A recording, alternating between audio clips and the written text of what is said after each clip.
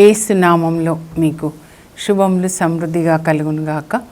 మధురం నీ వాక్యం అనే కార్యక్రమానికి స్వాగతం. ఈరోజు మనం జయించువానికి యేసు ఇచ్చు 7 బహుమానములు అనే అంశం ధ్యానించుకుందామండి.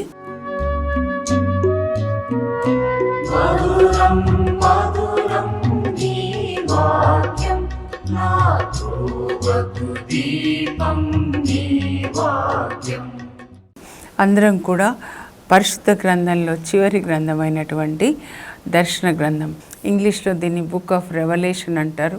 ఒరిజినల్గా గ్రీక్లో అయితే అపోకాలిప్స్ అని పిలుస్తారండి.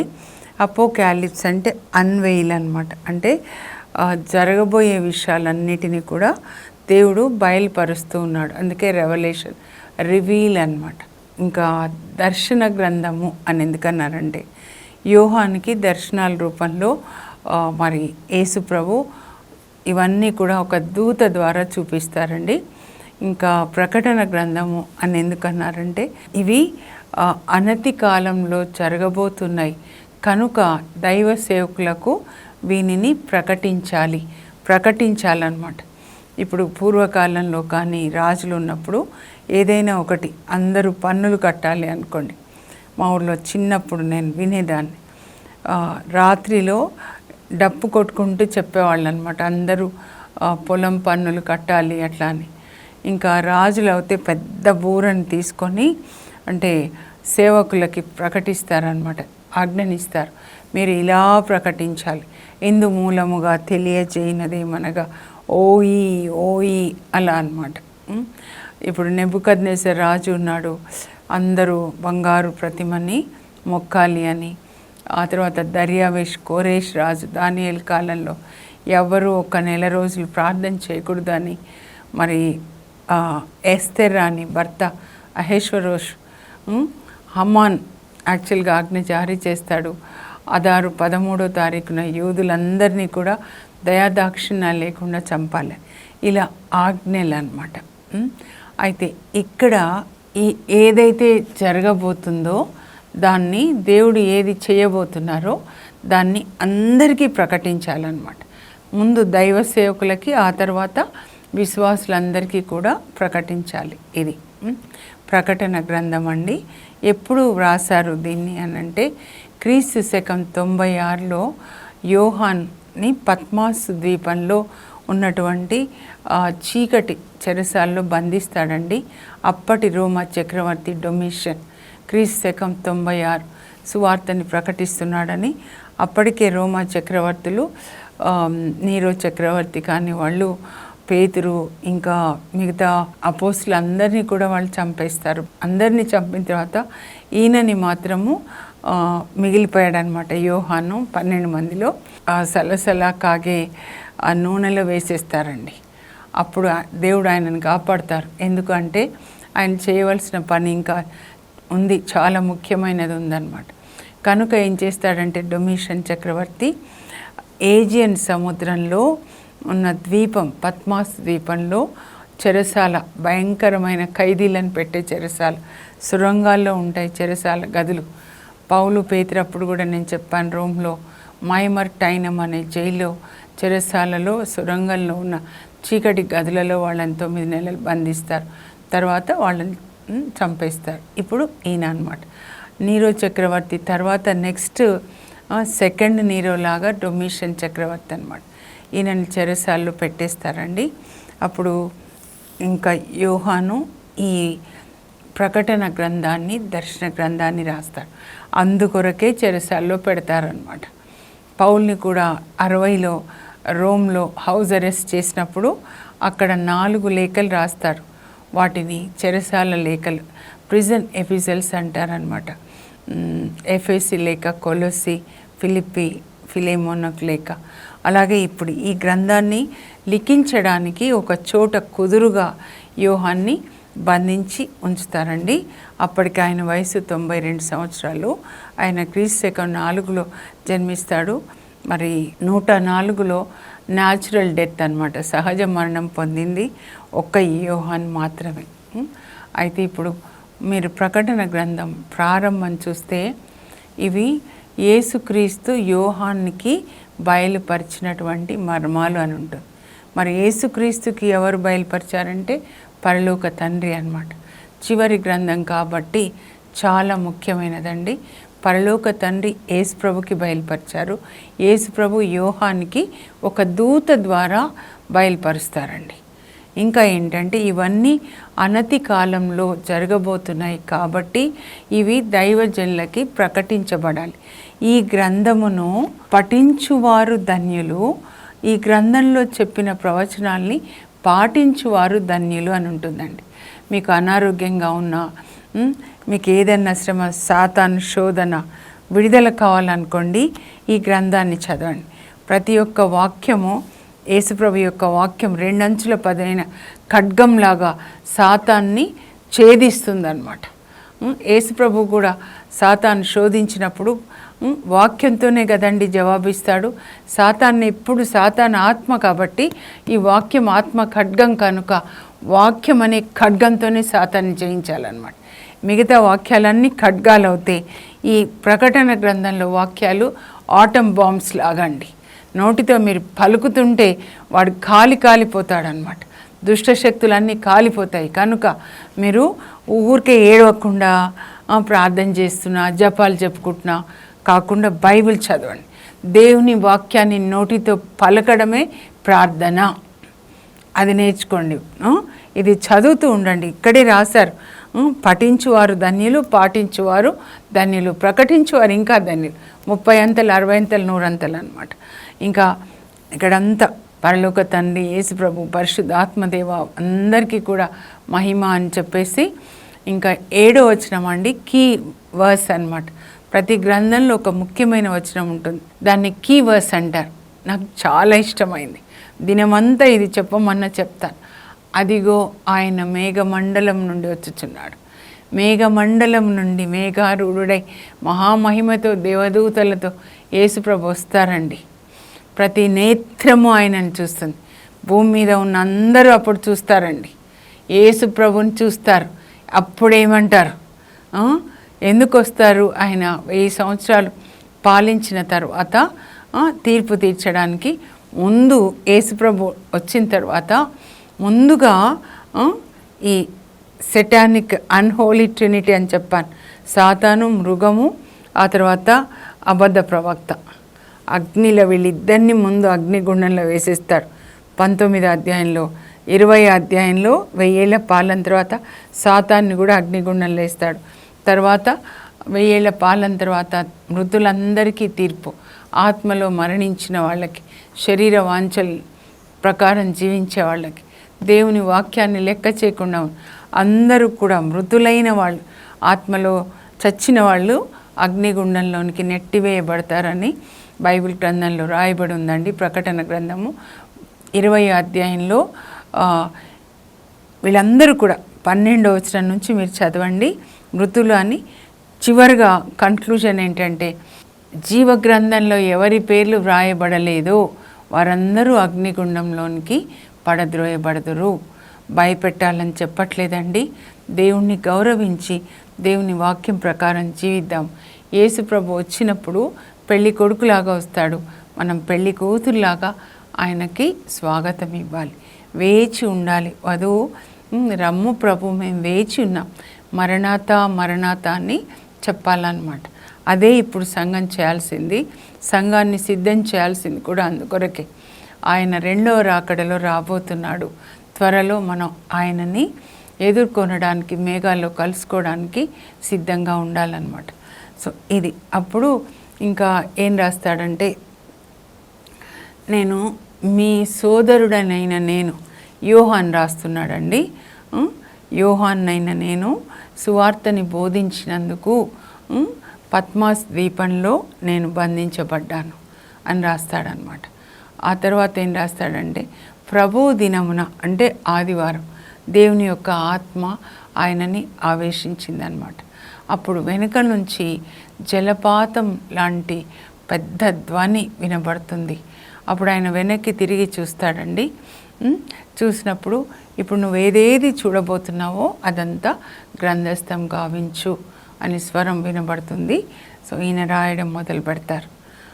మీరు కూడా రాయండి, వినండి, చదవండి, రాయండి, పాటించండి. అప్పుడు యేసు ప్రభు యొక్క దర్శనాన్ని చూస్తాడండి. మొదటి అధ్యాయంలో యేసు ప్రభు దర్శనాన్ని చూస్తాడనమాట. ఆయన ఎట్లా ఉంటాడనంటే 7 నక్షత్రములను చేత పట్టుకొని 7 దీపస్తంభముల మధ్య సంచరిస్తూ ఉన్నాడు. అగ్ని జ్వాలల వంటి కన్నులు కలవాడు, అపరంజిని పోలిన ఇత్తడి పాదములను కలిగిన వాడనమాట. ఇంకా పూర్తిగా వివరణ ఉంటుందండి మొదటి అధ్యాయం అన్నమాట. దర్శన గ్రంథం, ప్రకటన గ్రంథము 3 భాగాలుగా విభజించబడి ఉంటుందండి. 22 అధ్యాయాలు ఉంటాయి. మొదటి అధ్యాయంలో యేసుక్రీస్తు యొక్క దర్శనం ఉంటుంది. మొదటి భాగంలో మొదటి అధ్యాయం. రెండో భాగంలో 2-3 అధ్యాయాలండి. 7 సంఘములకు యేసు ప్రభు లేఖలు డిక్టేట్ చేస్తాడు యోహాన్కి. ఇలా రాసి ఆ సంఘాలకి నువ్వు ఆ సంఘ కాపర్లకు అందించు అని చెప్తాడు. ఆ తర్వాత 4వ అధ్యాయం నుంచి 22 వరకు యోహాన్ని దేవుని ఆత్మ పరలోకాన్ని తీసుకెళ్తాం. శరీరాన్ని కదా, ఆత్మని. సో 4వ అధ్యాయం నుంచి చివరి వరకు పరలోక దర్శనాలు అన్నమాట. 22 అధ్యాయాలు. ఇప్పుడు మనం ఈరోజు దేని మీద ఫోకస్ చేస్తున్నామంటే 7 సంఘాలకి, కరెక్ట్ కదా, 7 సంఘాలకి యేసు ప్రభు ఏమి సందేశాన్ని ఇస్తున్నారు. 7 అనంటే కరెక్ట్ 7గా తీసుకోవద్దండి. ఇందులో ఈ నంబరు 7 నంబరు చాలాసార్లు వస్తుంది. ఏ నంబరు కరెక్ట్గా తీసుకోకూడదు. అర్థం ఏంటి అంటే 7 వాళ్ళకి పరిపూర్ణ సంఖ్య అన్నమాట. యూదులకి అంటే 7 అంటే అందరూ, యూనివర్సల్. క్యాథలిక్ చర్చ్, కెథాలిసిజం అంటే యూనివర్సల్, భూమి మీద ఉన్నటువంటి ప్రతి ఒక్కరికండి. 7 దీపస్తంభముల మధ్య సంచరించు అని సందేశం అంటే ప్రతి ఒక్కరి మీ ఇంట్లో ఆయన సంచరిస్తూ ఉన్నాడు. ఆయన మీతోనే ఉన్నాడు. మీరు ఎక్కడున్నా సరే ప్రతి చోట యేసు ప్రభు ఉన్నారండి. ఆయన లేని చోట లేదనమాట. 7 నక్షత్రాలంటే 7 దూతలు అనమాట. అంటే సంఘ కాపర్లకి ఈ లేఖలండి ఇస్తూ ఉన్నారు. 7 సంఘాలకి చెప్పేది యేసు ప్రభు ఇచ్చిన సందేశం రాసి ఆ సంఘాలకి ఏమంటారు. ఈ సంఘాలు నేను మీకు మ్యాప్లో చూపిస్తాను చూడండి. 7 చర్చెస్ ఇన్ రెవల్యూషన్, దర్శన గ్రంథంలోని 7 సంఘములు. ఇక్కడ చూడండి, ఎఫెస్ ఇది తల్లి సంఘం అండి, మదర్ చర్చ్. నెక్స్ట్ స్మిర్నా సంఘము, నెక్స్ట్ పెర్గమా, థియతైరా, సార్దిస్, ఫిలడెల్ఫియా, లవోడిసియా. ఈ 7 సంఘాలకి కూడా యేసు ప్రభు సందేశాన్ని ఇస్తారండి. ఇక్కడ పద్మాస్ ద్వీపంలో యోహాన్ బంధించబడి ఉంటాడు. ఇంకిప్పుడు చూడండి, మొదటి సంఘం ఎఫెస్ సంఘం అన్నమాట. యేసు ప్రభు చెప్తున్నారు దూత ద్వారా యోహాన్కి, యోహాను ఎఫెసు సంఘ దూత కంటే కాపరికి ఈలాగున వ్రాయము అని చెప్తున్నారనమాట. 7 నక్షత్రములను చేత పట్టుకొని 7 దీపస్తంభముల మధ్య సంచరించువాని సందేశం ఇది. నీ కష్టాలు నాకు తెలుసు, నీ ఓర్పు నాకు తెలుసు, నువ్వు ఎంతో కష్టపడ్డావు నా కొరకు, ఎన్ని శ్రమలు. ఎందుకంటే ఆ రోజులలో ఒకవైపు రోమా చక్రవర్తులు హింసిస్తున్నారు యేసు ప్రభుని ఆరాధిస్తుంటే, ఒకవైపు యూదులు హింసిస్తున్నారు. ఏంటి యూద మతాన్ని విడిచిపెట్టి క్రొత్తగా ఈ యేసు ఏంటి అని వీళ్ళు హింసిస్తున్నారు అన్నమాట. ఇన్ని శ్రమల మధ్యలో మీరు నా కొరకు ఎన్నో కష్టాలు పడ్డారు, ఎన్ని శ్రమలు వచ్చినా మీరు విశ్వాసాన్ని విడిచిపెట్టలేదు, పనిని కొనసాగిస్తూ ఉన్నారు, అన్నీ బాగున్నాయి, మెచ్చుకుంటారనమాట. యేసు ప్రభు చూడండి, ఒకరికి ఏదైనా కరెక్షన్ ఇవ్వాలంటే ముందు చాలా మెచ్చుకుంటారనమాట. ఇది కూడా నేను నేర్చుకున్నాను. మెచ్చుకొని తర్వాత కరెక్షన్ ఇస్తున్నారు. ఏం కరెక్షన్ ఇస్తున్నారంటే, మీవన్నీ బాగున్నాయి, ఇన్ని శ్రమల మధ్యలో మీరు విశ్వాసంగా ఉన్నారు, నా కొరకు ఎన్నో శ్రమలు పడుతున్నారు, ఎంతో ఓర్పుని చూపించారు, ఎంతో సహనాన్ని చూపించారు, కానీ నేను మీపై ఒక నేరారోపణ, ఒక తప్పు చూపిస్తున్నాను, ఒక్కటి మిస్ అవుతుంది. ఏంటి అంటే మీరు మొదటి ప్రేమను వదిలేశారు. మొదట్లో నన్ను ఎట్లా ప్రేమించారు, ఎంత అగ్ని ఉంది, నా కొరకు ఎన్ని శ్రమలు, అంటే ఎంత రిలేషన్, నన్ను ఎట్లా ప్రేమించారు. కానీ మెల్లమెల్లగా ఏమవుతుందంటే నాకు నీకు మధ్యలో చాలా యాక్టివిటీస్ వచ్చేసాయన్నమాట. చర్చెస్లో యాక్టివిటీస్ ఎక్కువైపోయినాయి.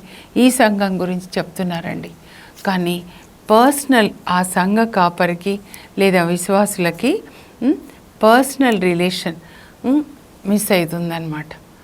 Wine and branch relation, bridal relation.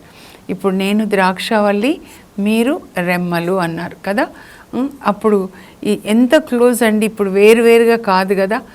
ద్రాక్షవల్లి వేరు, ఇది కొమ్మ వేరు కాదు కదా, ఒకటే కదా. అంత క్లోజ్ రిలేషన్ ఉండేది.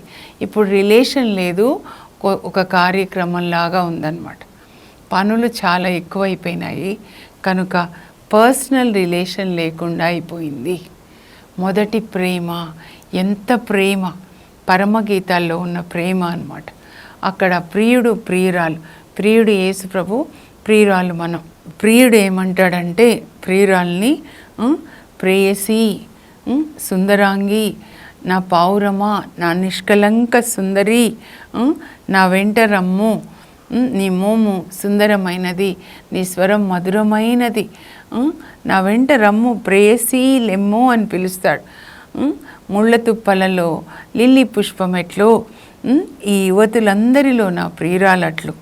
ప్రియురాలంటుంది, నా ప్రియుడు సొగసైన వాడు, 10,000 మందిలో గుర్తించదగినవాడు, కర్పూరపు పోగుత్తులతో సమానుడు, నా ప్రాణేశ్వర, నీ పెదవులతో నన్ను ముద్దు పెట్టుకో, నన్ను నీ నివాస స్థానానికి తీసుకొని వెళ్ళు. నా ప్రియుడు అడవిలోని వృక్షంలలో యాపిల్ వృక్షం ఎట్లో నా ప్రియుడు అట్లు. ఆయన ఆ చెట్టు, ఆ వృక్షం నీడలో విశ్రమించుట నాకు ఇష్టం. ప్రేయసి ప్రియుల మధ్య ఎంతో ప్రేమ అన్నమాట, గాఢమైన ప్రేమ, ఇంకేమీ తెలియట్లేదు. సెయింట్ క్యాథరిన్ ఆఫ్ సియానా గుర్తొచ్చారు నాకు. అంత ప్రేమ అన్నమాట, అది మొదటి ప్రేమ. ఇప్పుడు ఆ ప్రేమ చల్లారిపోయింది. అందుకే దీన్ని లవ్లెస్ చర్చ్ అన్నమాట. ప్రేమ లేదు, కార్యక్రమాలు ఉన్నాయన్నమాట. ప్రేమ లేకుండా యేసు ప్రభు మీద లేదంటే ఒకరి మీద ఒకరికి కూడా ఉండదన్నమాట. యాక్టివిటీస్ ఎక్కువైపోయినాయి అని చెప్పి ఒక్కటి మిస్ అయింది అంటే, ఇప్పుడు బెలూన్ చూడండి, చిన్న రంధ్రం పడితే అంత పోతుంది గాలి కదా, అలా ప్రేమ లేకుండా అయిపోయింది. కనుక మీరు హృదయ పరివర్తన చెందండి. దిస్ ఈజ్ ద వార్నింగ్ అన్నమాట. ముందు ఎలా ప్రేమించారో అలా ప్రేమ కలిగి ఒక మంచి రిలేషన్ అన్నమాట. రిలేషన్ కలిగి ప్రియుడు ప్రియురాల్లాగా ఉండాలి, యజమానుడు పనివాళ్ళలాగా ఉండొద్దు. కనుక మీరు హృదయ పరివర్తన చెందండి. లేనిచో ఏమంటున్నారంటే, లేనిచో మీ దీపస్తంభాన్ని మీ స్వస్థానం నుండి నేను తొలగిస్తాను. అంటే ఏ అభిషేకం, ఏ అధికారం నేను మీకు ఇచ్చానో అధికారాన్ని మీ నుంచి తీసేస్తాను. అభిషేకాన్ని తీసేస్తే ఫ్రెష్ అనాయింటింగ్ లేదు. ఇప్పుడు ప్రతిరోజు మనకి క్రొత్త అభిషేకం అండి, క్రొత్త తైలంతో అభిషేకిస్తాడు. అది లేకపోతే ఒక రొటీన్ అయిపోతుందన్నమాట. ఒక రొటీన్, గంట కొడితే చర్చికి వెళ్ళడం అట్లా అయిపోతుంది. యేసు ప్రభుతో ఉన్న రిలేషన్కి ఒక గంట కొట్టే అవసరం లేదండి. నా భర్తతో నేను సంభాషించాలి, ప్రేమ సంభాషణ, ఒక గంట కొట్టి ఒక టైం అవసరం లేదు. Any time I can have. అట్లా అన్నమాట ప్రేమ సంభాషణ అది. అయితే మీరు ఇవన్నీ జయిస్తే, యాక్టివిటీస్ కాకుండా పర్సనల్ రిలేషన్ ఆయనతో మీరు కలిగి ఉంటే, అప్పుడు ప్రభు చెప్తున్నారు, మీరు వీటిని జయిస్తే పరదేశులు అంటే పరలోకంలో జీవవృక్షపు ఫలాల్ని ఆస్వాదించే కృప మీకు ఇస్తాను. అంటే పరలోకం అండి. ఈ 7 సంఘాలకి కూడా జయించిన వాళ్ళకి ఇచ్చే ఆశీర్వాదం ఏంటంటే పరలోకం. పరలోకంలో జీవవృక్షాలు ఉంటాయి. ఆ జీవవృక్ష ఫలాలను ఆస్వాదిస్తాం. యాక్చువల్గా జీవవృక్షం అంటే యేసు ప్రభువే. ఆయన జీవవృక్షము, ఆయన ఫలాలు ఎప్పుడూ మధురంగా ఉంటాయి. జ్ఞానంనిచ్చే వృక్షం ఏంటంటే సాతాను, డెవిల్, ఈ లోక జ్ఞానం, పాపపు జ్ఞానం అన్నమాట, డిమానిక్ విజ్డమ్. అది. సో ఇది మొదటిదండి. ఇంకా రెండో సంఘం చాలా ముఖ్యమైనదండి. ఈ 7 సంఘాల్లో ఈ 2 సంఘాలకి ఏ హెచ్చరికలు ఉండవు, మెచ్చుకుంటాడనమాట.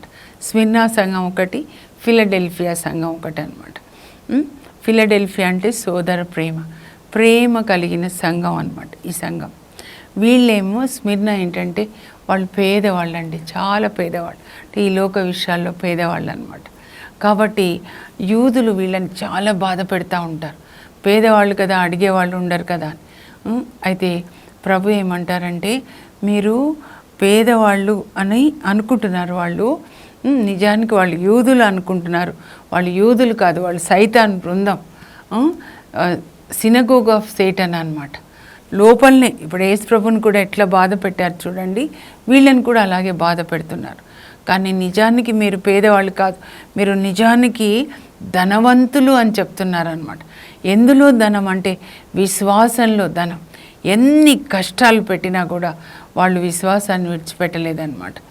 ఎంత విశ్వాసం అంటే మీరు ఆత్మలో ధనవంతులుగా ఉన్నారు. ఈ లోక విషయాల్లో ఇలా ఉన్నారేమో, కానీ ఆత్మ విషయంలో మీరు ధనవంతులుగా ఉన్నారు. మీ బాధలు 10 దినములు మాత్రమే. ఎవరెవరు బాధపడుతున్నారో యేసు ప్రభుని విశ్వసించినందుకు మీ చుట్టూ ఉన్న వాళ్ళు, కొన్నిసార్లు కుటుంబ సభ్యులే బాధ పెడతారండి. ఎప్పుడు బాధలు లోపల నుంచే వస్తూ ఉంటాయన్నమాట. కానీ ప్రభు మీ బాధల్ని చూస్తున్నారు. మీ బాధలు 10 దినములు మాత్రమే. మరణించునంతగా మీరు విశ్వాసాన్ని కలిగి ఉండండి. అప్పుడు నేను మీకు జీవ కిరీటాన్ని ఇస్తాను. పరలోకానికి వెళ్ళగానే జీవ కిరీటాన్ని ఇస్తారు. యేసు ప్రభు తండ్రికి చెప్తారు, నాన్న ఈ బిడ్డ ఎన్ని కష్టాలు పడింది నాన్న, ఎన్ని అవమానాలు, ఈ దైవజనుడు ఎన్ని అవమానాలు నాన్న అని తండ్రికి పరలోకంలో అందరికీ చెప్పి జీవ కిరీటాన్ని ఇస్తారనమాట. అంతేకాదు జయించిన వానికి జీవ కిరీటాన్ని ఇస్తాను, 2వ మరణంచే జయించిన వాడు బాధింపబడడు. ఇది మనం తెలుసుకోవాలండి. మొదటి మరణం అంటే ఆత్మ శరీరం నుంచి వేరు కావడం. Separation of the spirit from the body is what is called first death. Second death ఏంటంటే ఆత్మ అగ్నిగుండంలో త్రోయబడి ఎప్పుడు నిత్యం అక్కడ కాలిపోవడం అన్నమాట. ఈ 2వ మరణం నుంచి రక్షించడానికే యేసు ప్రభు ఈ లోకానికి వచ్చాడనమాట, మన కొరకు సిలువలో మరణించి. కనుక బహుమతులు గెలుచుకునేటట్లుగా మనము మన పరుగు పందెంలో పరిగెత్తాలండి విశ్వాసంలో. ఇప్పుడు నేను ఈ 2 సంఘాలకి యేసు ఇచ్చే బహుమానాల్ని చదువుతాను, మీరు స్క్రీన్ మీద చూసి రాసుకునండి. జయించిన వానికి యేసు ఇచ్చు 7 బహుమానములు. ఎఫెసు సంఘమునకు, జయించిన వానిని పరదేశంలోనున్న జీవవృక్షపు ఫలమును భుజింపనిత్తును. స్మిర్నా సంఘమునకు, జయించిన వానికి జీవ కిరీటం ఇచ్చేదను, అతడు 2వ మరణంచే బాధింపబడడు. ఇప్పుడు ప్రార్థన చేసుకుందామండి. మిగతావి మనం రేపు ధ్యానించుకుందాము. అందరం కూడా పరలోకానికి వెళ్ళాలి, అక్కడ జీవవృక్ష ఫలాల్ని భుజించాలి అందరము. అక్కడ మనకి జీవ కిరీటాన్ని ఇవ్వాలి. ఎవ్వరు కూడా నరకానికి వెళ్ళకూడదు, అగ్నిలో కాలకూడదు. అందుకే యేసు ప్రభు మన కొరకు ఈ లోకంలోనికి వచ్చి దేవుని బిడ్డలు ఎలా జీవించాలి అని బోధించి మన పాపంలో కొరకు సిలువలో ఆయన వెల చెల్లించారు. పరలోకపు మా తండ్రి, నీ పరిశుద్ధ నామమునకు స్తోత్రం కలుగును గాక. ప్రభా, మీరు ఆది గ్రంథం నుంచి కూడా మాతో మాట్లాడుతూ ఉన్నారు, మాకు ఆజ్ఞలు ఇస్తున్నారు, మేము విధేయించాలని మీరు కోరుకుంటున్నారు. చివరికి తండ్రి, ఈ చివరి రోజుల్లో, ఈ కడవరి కాలంలో ఇప్పుడు కూడా మీరు మాతో మాట్లాడుతున్నారు. ఈ ప్రకటన గ్రంథంలో మీరు ఏ సందేశాలను ఇస్తున్నారో, 7 సంఘాలు అంటే నేను ఉన్నాను కదా ప్రభా, ఇది నాతోనే మీరు మాట్లాడుతున్నారు.